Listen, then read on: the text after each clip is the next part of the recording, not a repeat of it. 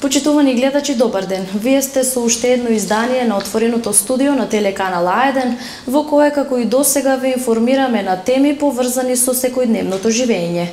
Наша и ваша денешна гостинка е доктор Борка Ковачевиќ, дипломиран инженер-технолог, координатор за пристап кон земјиште во Euromax Resources. Со неа разговараме на тема заштита на животната средина како приоритет на живењето, односно какви мерки за заштита се преземаат кај нас и кои се главните виновници за загадувањето, особено во поголемите градови. Господјо Ковачевиќ, добар ден и добре дојдовте во отвореното студио.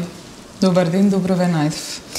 Би сакала да го искористам вашето присуство во нашата емисија, бидејќи сте координатор за пристап кон земјиште во Euromax Resources, кои работат на отворање на рудникот за злато и бакар во Иловица, и да ви поставам неколку прашања во тој дел што верувам дека нашите гледачи од овој регион посебно ќе ги интересира. Многу се зборуваше за тоа какво ќе биде влијанието на рудникот врз животната средина во целиот овој регион. Па каков е вашиот став во врска со ова, бидејќи вие сте директно инволвирани во тоа? Така. Компанијата е вклучена од Euromax Resources од веќе неколку години наназад во развој на овој проект за злато и бакар и Иловица штука. И ова е еден Greenfield проект каде што значи тоа? Оценката за влијание врз животна средина и социјални аспекти се започнува со просторна анализа и квалитативно и квантитативно моделирање, односно утврдување на референтна состојба почетна во животната средина. И врз основа на тоа се одредуваат влијанијата врз сите медиуми и области од животната средина и социјалните аспекти, културното и историското наследство во регионот. Тоа значи мониторинг на квалитетот во моментот на води, на воздух, на почва, на отпадните води, потоа социјалните аспекти, утврдување на можни културни наоѓалишта на просторот, влијанијата врз блиската локална заедница и така натаму. Во рана фаза се вклучени и чинителите засегнатите страни, односно жителите, корисниците, собствениците, како и општинската власт, институции во овој проект, и нивното мислење исто така се метнува во оценката на влијанијата во животната средина и социјалните аспекти. Тој документ кој што се изработува се според нашата македонската регулатива, но и меѓународната пракса, бидејќи Македонија е кандидат членка кон Европската Унија, мора да бидат задоволени и нашите и барањата на Европската Унија. И во тој документ покрај влијанијата се одредуваат и мерките за ублажување и намалување на тие влијанија или за јакнување ако некои влијанија се покажуваат како подобрување на квалитетот на живењето, квалитетот на животната средина. Сето тоа е направено врз основа на мониторинг. Имаме станица која таму е поставена на просторот за мониторирање. И имаме мобилно мерење на параметри на животната средина и социјалните аспекти, значи не се мерат само параметри од животна средина, туку се мерат и метеоролошки параметри. Сето тоа се употребува, се прават модели, се прават истражувања како се движат тие параметри и како во иднина би влијаело развојот на овој проект во животната средина. Во целиот тој процес на изработка на оваа студија се вклучени не само интернационални експерти, туку и наши домашни експерти и професори од одредени институции, што значи дека е убава можност за соработка. Можеби слободно можам да кажам уникатен проект на вистина каде што ќе се применат и легислативата на Европска Унија и нашата регулатива, како и на други институции кои што се партнери во овој проект. Се уште имаме мониторирање, дел од мониторингот е завршен 2015, меѓутоа продолжено мониторирање на воздухот, на водата, одредени метеоролошки параметри кои понатаму ќе се следат во текот на работниот век на рудникот. Сите тие влијанија потоа се проценуваат и се проценети како прифатливи во однос на сите медиуми и области, во однос и на животната средина и социјалните аспекти. и пропишани се одредени мерки за нивно минимизирање или ублажување кои што може и треба да се имплементираат. Понатаму врз основа на тој документ, студијата за животна средина и социјални аспекти, се изготвуваат планови за управување на истите области, планови за управување со отпад, план за управување со вода, план за управување со почвата, план за вклучување на засегнатите лица, план за здравје и безбедност. Значи се применуваат најдобрите меѓународни индустријски пракси и стандарди во развојот на ваков гринфилд проект во нашата држава. Тоа значи дека развојот на ваков проект би бил еднаков како развој на ист таков проект во развиена држава на Европската Унија. Студијата за животна средина и социјални аспекти си ја следи нашата легислатива, односно се предава во Министерството како државен орган кој е назначен за управување за вакви проекти во однос на животната средина, каде што ќе биде прегледана и ќе биде издадено решение. Самиот тој процес го имплементираат луѓе од тоа одделение, колеги мои, односно компанијата има основано цело одделение за животна средина со менаџер за животна средина, кои што го следат процесот, ги спроведуваат сите мерења заедно со интернационалните и нашите домашните експерти. Значи имаме една поголема група на експерти кои што се тоа го следат, ги изработуваат документите. Јас сум вклучена повеќе во социјалните аспекти во оваа фаза на развој на проектот, односно пристап кон населението и пристап кон земјиштето. Се пристапува кон сите групи на корисници и сопственици на просторот, како и до националната и државната власт, која што има ингеренција на управување на просторот. Се разговара со нив и целта е рано вклучување на сите чинители, сите засегнати лица, граѓани, институции, да ги добиеме назад нивните забелешки, нивните мислења, за да можеме уште во оваа фаза на изработка на документите да ги примениме. Сето тоа се прави преку јавни собири, преку јавни консултации, отворени денови во компанијата. Ние имаме и инфоцентар во селото Иловица, имаме канцеларии. Сите документи кои што се изработени се представени на нашата веб страна, достапни до јавноста во секое време, имаме комуникација и контакт даден така да секој заинтересиран граѓанин од било која област, дали од социјалните аспекти, дали од пристапот кон земјиште, дали од животната средина, да дојде да праша, да разговара или да испрати допис и соодветното лице од колегите од нашата компанија соодветен одговор да даде и неговите забелешки за понатаму загрижување да бидат секако имплементирани во развојот на овие документи пред развој на самото проектирање. Пред да се спроведат вакви проекти се прават и поинаков тип на документи, се прави економска проценка, се прави физибилити студија, сето тоа со примена на проекти каде што се развива најдобрата меѓународна индустријска практика и примена на такви стандарди кои што се применуваат и во Европската Унија. Во согласност со какви стандарди и директиви е проектот Иловица штука кога станува збор за заштитата на средината?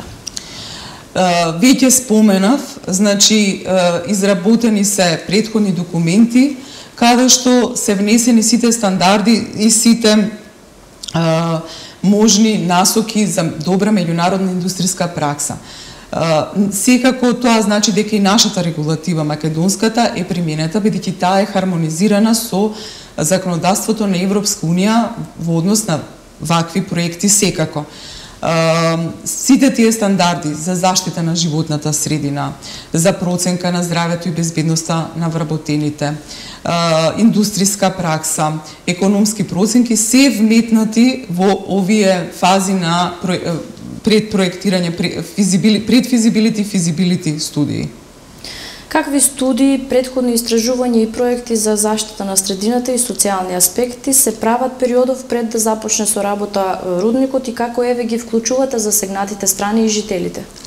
Засегнатите, значи, изработени се повеќе и други документи покрај студијата за оценка на влијанието врз животната средина и социјалните аспекти и плановите за управување кои потоа ќе произлезат од студијата, односно планови за управување со отпад, планови за управување со воздух, со вода, со отпадни материи, план за управување со здравје и безбедноста и така натаму. Претходно се секако направени физибилити студии за оптимизирање на самиот процес и поставување на постројките и ова Greenfield проект, односно тоа значи дека самото проектирање прави едно оптимизирање да целосно се вклопи самото градење, изгледот, процесот се оптимизира на самото поставување на постројките и процесот и управувањето подоцна влијанијата што ќе ги има врз пределот, околината, животната средина, се вклопат во средината и ги применат сите меѓународни стандарди на Европска Унија и на Македонија, а жителите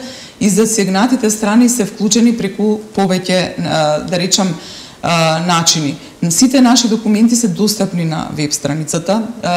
Учествуваме постојано во јавни настани, да речам, при состаноци, јавни собири со локалното население, најмногу со засегнатите страни, со жителите во Иловица и Штука, потоа со општините Босилово и Ново село. Тие се континуирано информирани за развој на проектот и сето тоа што треба да се направи околу проектот. Се разговара со нив за нивното мислење, за нивните грижи, за нивните забелешки. Тие може да дојдат слободно и во нашите простории, во инфоцентарот, во канцелариите во Струмица и на патот кон Ново село во село Дабиле.